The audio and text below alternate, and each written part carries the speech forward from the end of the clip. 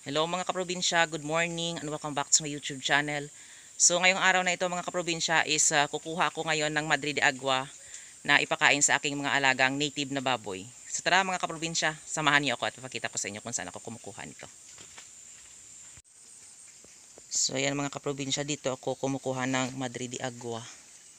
Yan, so ito yung mga tanim ko. Yung iba doon is kung meron nang nakuha. So pinakain ko na yun.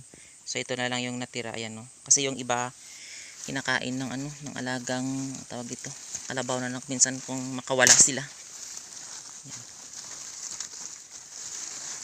Yan. So ayan mga kaprobinsya, maganda yung kanyang dahon kasi dito yan sa lilim ng ng saging, ayan. Merong saging diyan, yung kural ng baboy. So dito yan lang sa gilid. Ayan.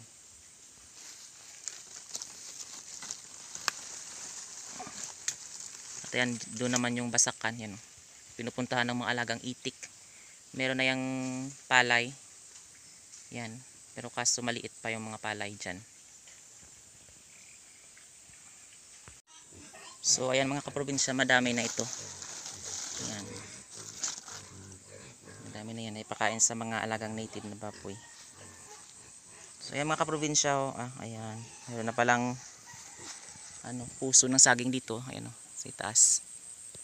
So ayan. Malaki yung puno ng saging. Kasi mataba yung lupa dito. Ayan.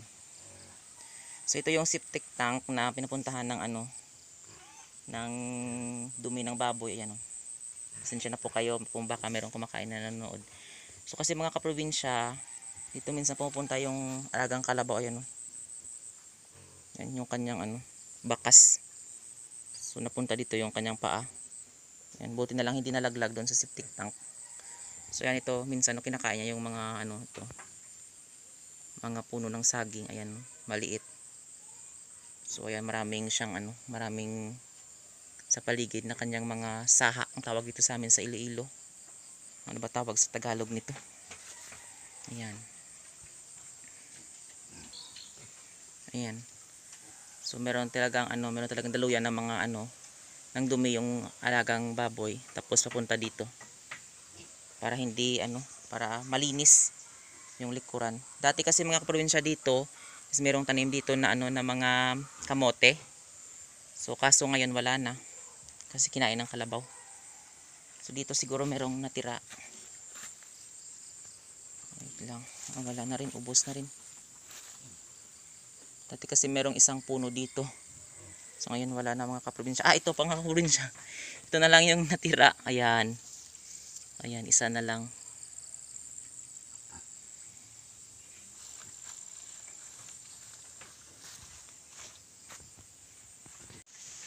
So ayan, ito yung alagang tatlong itik, or sa amin dito sila lupato. So yan silang tatlo, makulit yan. Pumupunta doon sa basakan.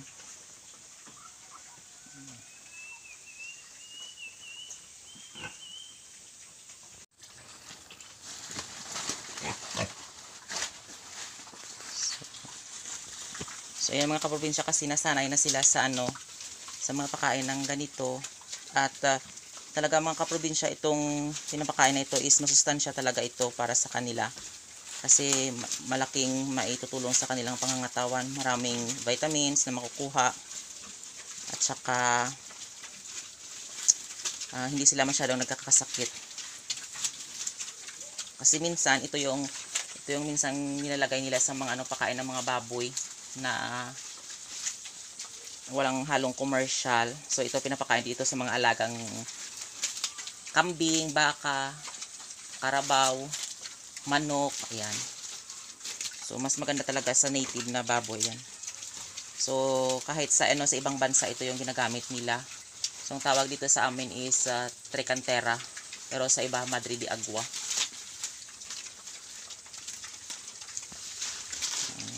Kita nyo naman, mabilis silang kumain at gustong gusto nila. Ayan. Meron na sila ditong tawag dito, pinakain na sila kanina. Ayan, pero mas pinili nila yung Tricantera. Ayan. Sinasanay sila sa mga pakain ng mga ganyan eh. Mga kangkong. Pero mas maganda talaga ito mga kaprobinsya sa kangkong. Ayan. Ito lang. Dito rin. Ayan. Malabas sila. Dito naman yung ano, maliit. Yung isang maliit. Ayan. Malaki na rin yung isa na ito.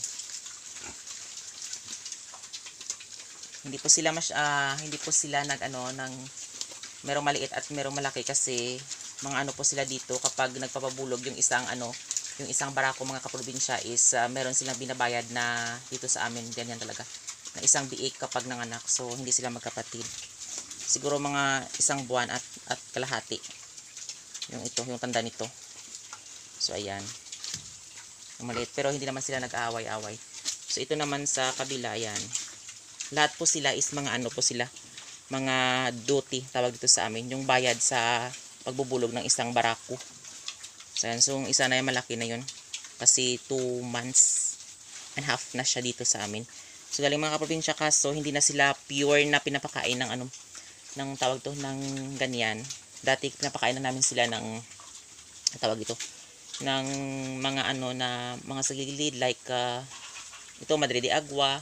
Pero minsan mga kaprobinsya kasi maliit lang space namin dito, so nauubos yung Madre de Agua, so yung minsan ipa ng mais. Pero ngayon hinahaluan na namin ng commercial feeds para mas mabilis silang lumaki at maibenta.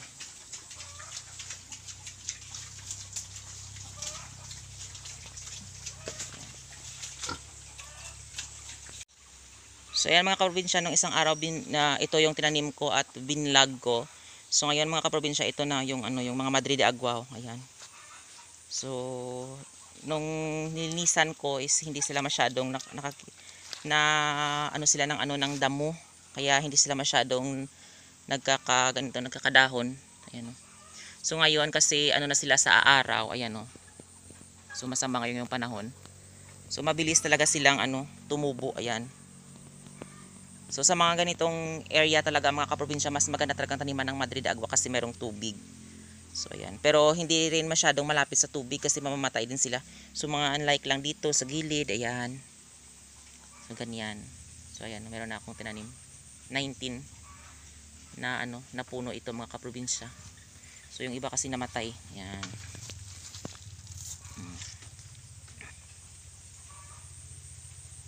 Ganyan lang. Tawag dito mga kaprobinsya, paunti-unti na lang na tinataniman dito ang area na ito mga kaprobinsya para mas maganda talaga kasi hindi ka na magluluto dito mga kaprobinsya. Unlike po na dito sa taro. Ayan. So kailangan talaga mong isalang sa apoy at ipakain sa mga alagang baboy kasi hindi naman pwede na ipakain mo lang ng ganyan. So ayan, kasi Makati ito. Kapag ito yung mga nito, merong dagta ito. So kailangan talaga isalang sa sa apoy at lutuin para pakain sa mga alagang baboy. So unlike dito mga kaprobinsya na hindi mo na kailangang isalang pa, katulad ng kangkong na pitasin mo lang tapos ipakain na sa mga alagang baboy. So less yung oras mo mga kaprobinsya hindi masasayang talaga. So ayan, paunti-unti mga kaprobinsya hanggat dito taniman dito para yung Madre Agua is mapuno dito para maganda. Dito kasi mga kaprobinsya, meron din akong tinanim dito doon dati. So kaso mga kaprobinsya is naubos talaga ng alagang kalabaw na nakawala. So ayan dito siguro mga 50 plus yung tinanim ko dito mga kaprobinsya. So ito lang yung nabuhay, ayan pinunan ko na. At doon sa ibaba meron din doon. Ayan. Layo. So ito mga kaprobinsya yung pinutol ko doon no. Ayan, tinanim ko ulit. Ayan. So buhay na rin siya, ayan. Ayan. Ito at ito. At ito buhay na rin. So ayan no. So lilinisan ko pa para mas mas maganda yung kanilang tubo. Dito. Ayan. Ayan na rin siyang ayan. Parang ang dahon. Ayan, doon yung basakan.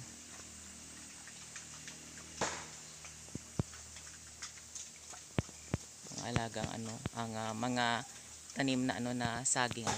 Maganda talaga yung tubo ng saging dito kasi maganda yung lupa.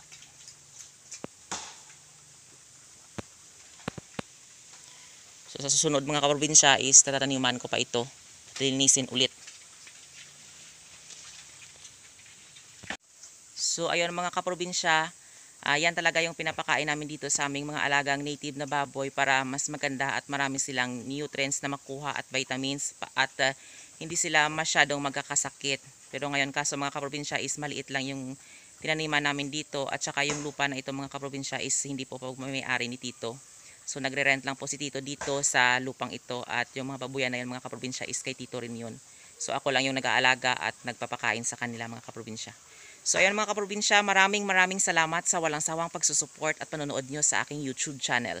And don't forget to like, share, and subscribe to my YouTube channel. Thank you for watching and happy farming!